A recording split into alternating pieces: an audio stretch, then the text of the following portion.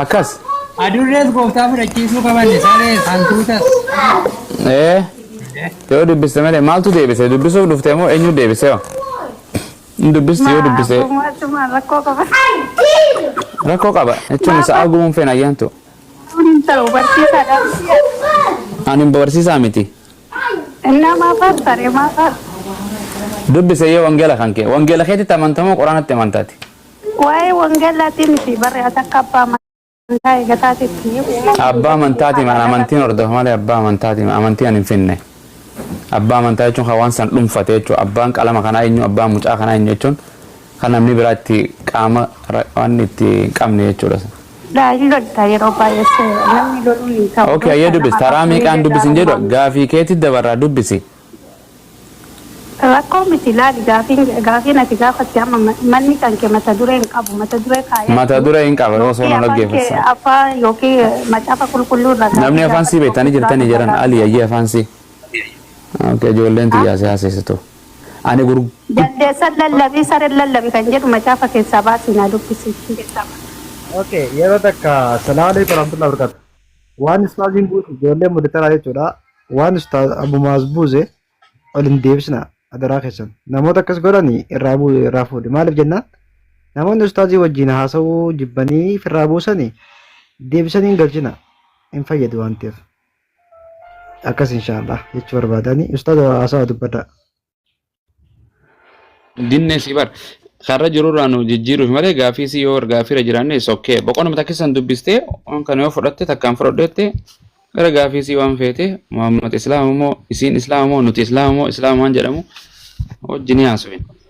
Wangeelli isaanii uumama hundatti lallabaa jedha deemaa dhaqa. Maanu qofatti dhufan. Gartee so uumama jechuun ilma namaa qofaa miti. Uumama jechuun hundi dhagaalleen uumama. Jaldeessi uumama, mukni uumama, bishaan uumama, waanuma hunda waan lafarra deemu. Manni isaan keessa jiran girgiddaan kunis, dhagaan kunis uumama waan tolfame. Kanaaf itti lallabuun dirqama ta'a. Ani gallee isaanii waanuma mee waa'uma Phaawulos kanaa'u takka. San qofa Phaawulos waan hundaa'u nyaadhaan hin jedhe ammas ofiifuu isaatiifuu. So hin nyaatanii waan hunda manni kun. Phaawulos qulqulluu jedhanii miti. Murtee waanuma waa hundaa gurguramu foon karkarroo foon saree foon namaatis magaaluma keessa waan gurguramu hunda nyaadhaa jedha Phaawulos. Waan lafarra jiru seera uumamaa keessattis waan hunda nyaadhaa jedha seerri uumamaatis nyaata isiniif ta'e waan uumamni hundinuu. Chaarjiraan itti suuqee waan chaarjiraatu du'aa jira. Chaarjarrii bakka itti suuqanii fi earfoon itti suuqan bakka takka kiyya sagaleen xiyyoo dhagahamuu batte. Eenyu mee ni jira eenyu Abdulakiim. Nagaama ustaz. Qorintoos keessa dheename Qorintoos isa duraa kudhan diidami shan banime Phaawulos bareedaa kana.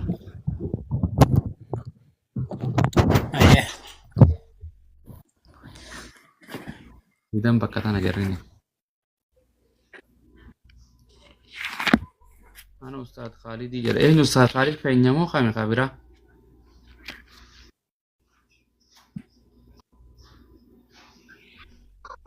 Lakkoofsa meeqa ustaz? Kudhan diidami shaniin se'a diidami shan. Ayya. Kuna. Okay. Foon maal jedhe? Namni lakkoofsi 25 foon dhaabii fooniitti gurguramus yaada garaa keessanii akka hin tuqneef waaqayyolii hin jijjiiran afaan ingiliffaarra kan hin qareekkan anything that was selling in the market gabayaa keessa gurguramu jedhe hundumaa ofii gurgura jedhama hin jijjiirte wanti. Yaa foon dhaabii fooniitti gurguramus jedha. Dhaabii fooniitti gurguramus. Maali dhaabbii foon gabayaa jechuudha dhaabbii foon magaalumaa bara. Gabayaa bakkuma mana fooniiti. Okay ayyeeme maal godhaa jedhe. Foon dhaabii fooniitti gurguramus yaada garaa keessanii akka hin tuqneef waaqayyolii tolfamaniif alamuu isaa utuu hin gaafatin Eh, nyaachuu hin dandeessu jedha. Nyaachuu hin dandeessu. waanuma fe'e waanuma gabayaa foon magaalaa keessa gurguramu jechuudha. Waanuma qalame waanuma waaqayyoolii akkana jedha jee namticha kun ajee. So foon namaa taatus foon harree foon saree waanuma gurgura chaayinaa yoo dhaqan amma peente nama nyaatti jira. Akkas gaafachuun hin ta'u malee callisanii nyaachuu namaa rakkoo hin qabu. Chaayinaan peente hin jirtu. Waan chaayinaa keessa Hin jirti malee. hin jirti. Hin jirti akka biraatitti jirti. Kanaaf dhukkee irraa kaasuu qabdi kaa boofaa foon gabayaa keessa gurguramu hedduumi. Kan harree kan adurree kan hantuutaan gurgurama biyya chaayinaatti kiiloodhaan. Amen. Amen. Seera uumamaa 9:3 dhaqime.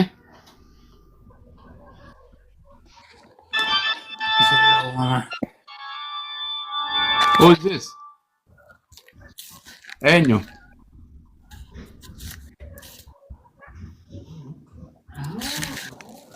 Maal godha namni kan maali? Okay, maal jedha? Kunoo Wanti jiraatee socho'u hundinuu sochoo hundinuu haa ta'u. Amen. Chaayinaa dhayine ammas. ammee. Itti fufame. Bofallee namallee moo? Waanuma socho'u waanuma lafarra deemu hunda waanuma lubbuu qaba jechuu bara. Salaamu alaikum. Endee. Abo? I'm talking to this guy. What's up? Welcome. MashaAllah. Miskiina wallahi. Nyaadhaa gaafa beenten. Jaldeessaas. Jaldeessoo. Titiisallee moo ustaaza titiisallee moo? Hundasi. Akkas ta'an amma gaafii gaafa ture kunoo fayyaa siyyuu nyaadhaa jedhaa macaafni. Ajajaa bara. Yaa. Hantuuta fidee So itti fufii dubbisnee? Eh? Itti fufii dubbisnee? Maal dubbisaa? Kunoo Deebisiif laatannu. kunoo dubbisi. Akka jedhu garuu foon lubbuun keessa jiru kana jechuunis dhiigni isaa utuu keessa jiru hin nyaatinaa jedha. Ka dhiigni keessa hin jirre nama nyaattaami? Ah, Elaa Phaawulos maal jedha seete? Waan Phaawulos ni seera uumamaati kuni. Seera uumamaati yaa. Phaawulos irraa jalqabdee minti artillee. No, kanuma dura deebisi. Kanuma deebisitti deebina Phaawulos. Waan jedhu waan lafarra munyuuqaa hunda waan lafarra deemaa hunda foon gartee Waaqayyo isin kannee jira nyaadhaa jedhe. Jaldeessaa fi hantuutaa fi sareen nyaattan moo nyaattan? Nuti kana nyaachuu hin dandeenyu. Sababni isaas Wangeelli kan kee jedhamu hin jedhu. haa? Wangeelli kan kee Waan nyaadhaa. hundumaa isinii feeyyameera jedhee garuu gadi jettee yoo sun hunda isaa dubbiste. Yeroo miti. Laa na dhagayi. Na dhagayi kaalaa. Adii kana siif beeka irraa fuudhi boqonnaa kana amansiisa. Ijoolleetii yaadu Elaa kanaan. kaas. Koota akkas goona. Guutummaa kana tiksii kana addumatti jalqabde kana guutummaa dubbisiisii deebisaa ofii isaatii siif deebisa. Itti fufee gadi yoo dubbistee barachuudha. Nyaatiin kan ofii isaatii jedhu nufa. Garuu kana jechuudha dhiiga kan keessa dura hunduu isaa nyaadha miti. Kan dhiigdi keessa hin jiru immoo nyaatina jechuudha dhiiga dheera miti. Hadiku. Dhagaan Hadiku. jira. Ishi waan dhageenya jeetiin sagalee fardee si'amee dhiifama. Akkamati jettame Galata rabbii. baga jiraatte. Waan siin jedhu akka macaafa kutaa kanaatti wanni jiraatee soso'u jechuun hantuunni soso'amoo soso'u. Ha? Hantuunni soso'amoo soso'u. Hin socho'aa jechuudha. Hantuunni soso'u. Wanni jiraatee socho'u hunda ni nyaatamoo nyaatu akka kutaa kanaatti. Nyaata. Okay, macaafa keessatti bulti jechuudhaati. Ittaan budaan.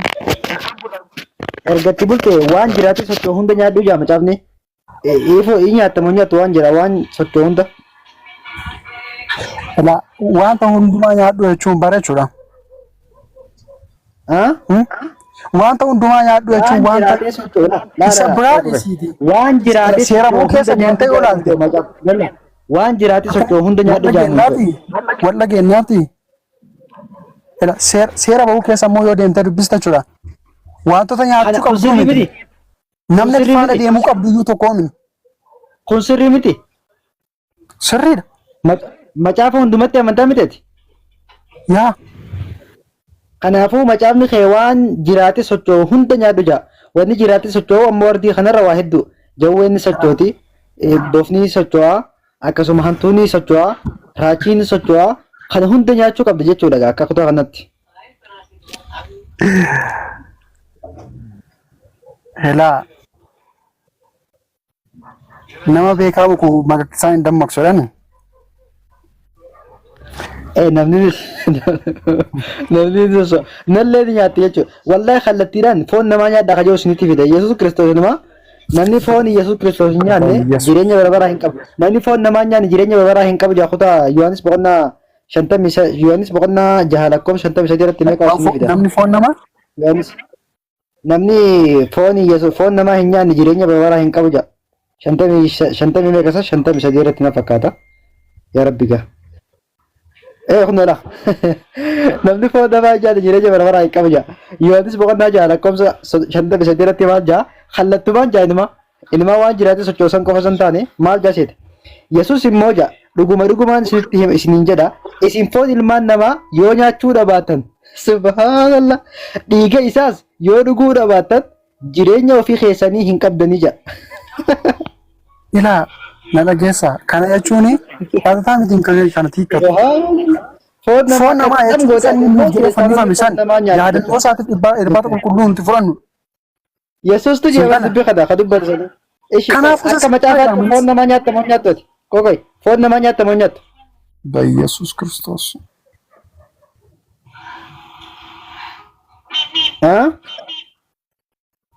Obboleessa koo waan biraas hin jedhu Waaqayyo hubannaa isaa siif haa laatu. Macaafatti amantee ergate wallaahi wabillaahi watallaahi kunoo ammas si kakadhaan osoo quraanni kiyya foon ilma namaa nyaadhinaan jee wallaahi amman gabbee nyaadha amma sa'a ammaa kanatti maaliif jennaan waan quraanni kiyya itti na ajaju hunda godhuudhaaf dirqama amma gabbahii dhakaa nyaadhu quraanni kiyya dhakaa nyaadhu naan jee amma gabbeen dhakaa nyaadha wallaahi maaliif jennaan quraanni kiyya itti nama waan ta'eef. Kanaaf quraanni kiyya naan hin ta'uuf hin dhiisa malee silaa waan quraanni kiyya naan ta'uuf ati erga macaafa itti amantee macaafni kee foon ilma namaa yoo nyaachuu dhabaate jireenya barabaraa hin qabdu jaati foon ilma namaa nyaatamu nyaatu. Hunda isaan godha wallahi. Hunda isaanii goota. Hunda isaan godha habbaa takka irraa nabbisu habbaa takka natti agarsiisiiti akkaan amma osoon viidiyoo bee ifaa ibsee si godhee agarsiisa. Ani galata waaqaa quraana keessa harkaan hin qabanne waaqayyo harkaanis nan qabsiisini. Kanaafuu ati macaafa keetitti amante ergateedha. Garuu immoo kan quraana keessaa bahee dhufu akka tokko hin qabaatu. Ati macaafa keetitti himanna'ee amante ergate foon ilma namaa nyaatamu nyaattu. Foon namaa nyaadhu. Ishi macaafni kee foon ilma namaa yoo nyaanne Yesuus jireenya barabaraa hin qabdanii jaa. Foon namaa jechuun bar dhiiga foon isaan kana keessa kennu keessa jiru sana miti kan nyaannu. Unoo dhiiga yoo dhuguu dhabaattan foon namaa yoo nyaachuu dhabaattan jaabar iyyuu raawwa kana foon namaa yoo nyaachuu dhabaattan dhiiga yoo dhuguu dhabaattan isin jireenya hin qabdanii jaa. Kanaafuu ati akka macaafaatti foon namaa nyaattu immoo hin nyaattu sin jaa ati oromummaa keetii garraamummaa keetiif jecha yoo nama dhiifte malee akka macaafni keessi ajajutti Yesuus Kiristoos foon namaa yoo nyaachuu dhabaattan dhiiga namaatillee yoo dhuguu dhabaattan isin jireenya mataa keessanii hin qabdanii jaa. Ishi ati akka macaafaatti foon namaa nyaattamoo nyaattu. Foon namaa nyaadhu. Ishi macaafatti namantu? Nan amana. Duuba erga macaafatti amante akkamitti foon namaa nyaachuu dhabdaati? Foon namaa nyaadhaa hin jedhu kaa. Kunoo foon namaa nyaadhaa ishi foon namaa nyaadhaa hin jedhu dubbisi mee ofuma keetii dubbisan hin dubbisu. Foon namaa nyaadhaa hin jedhu foon isa kana mitiidha. Kanasitti maal? Dubbisiisii jechaa jira foon namaa nyaadhaa hin jedhu jettee miti dubbisi ishi ofuma keetii ayyee. Ani hin dubbisu iyyuu. Ila foon namaa jennaa jiru bar foon isa kana miti bro. Dubbisi ol fudhadhu dubbisi foon namaa nyaadhaa nyaadhu jettee miti ati ofuma keetii dubbisa ani hin dubbisu.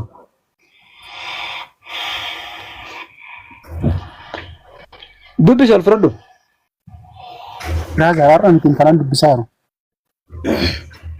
Yookaan yoo macaafa biraa qabde baasii yookaan yoo macaafa biraa qabde baasii yookaan ammoo ofuma keetii baafadhuuti dubbisi isin dubbisi mee ol fudhadhu saba 300 kana irratti.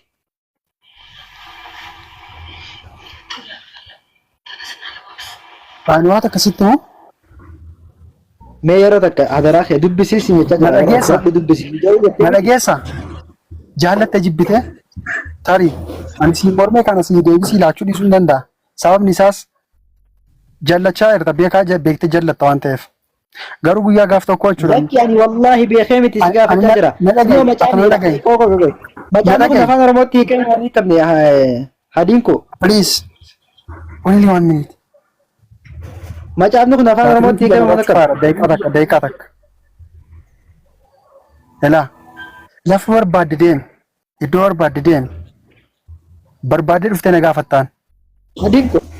Jaallattee jibbitee ati kan macaafa kana dubbistu dhugaasaa baruudhaaf malee ittiin nama jallisuudhaaf hin dubbisiiniti. Dhugaasaa bareedii itti dubbisiiti. Yoo inni deebii gahaasiif hin laanne na dhagahi. Ala anarraa deebii gahaan argattu. Macaafichuma sajatti jalqabdarraa garuu deebii gahaa sirrii isaanii argatta. Ani nama akka mataa koottan hiikkadha. Akka mataa keetti hiikkatta waan ta'eef gaafa tufii keetti dubbistu garuu. Hiikamee jira maal naa hiikamee jira miti hima. Hiikamee jiru. Na dhagahi kaatama. Dhugaasaa baruu barbaaddoota dubbisi. Siif deebisan deebisa. Gaafa edga dubbiste immoo anna barbaaddee dhuftaan. Guyyaa gaaf sanaa waliin na teenyaa haasofnaan. Maraaf hundi keessanii. Hiikamee jira mata afaan Oromoo hiikamee miti hima.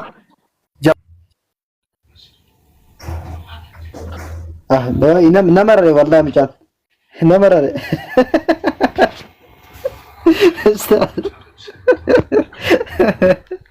Foon nama ammaa geessa. Jaldeessan jettuuni. Dhaamsa bareedaa tokko dhaabee kutee gama booda gaafa tokko hubattee nama dhufte saajjee.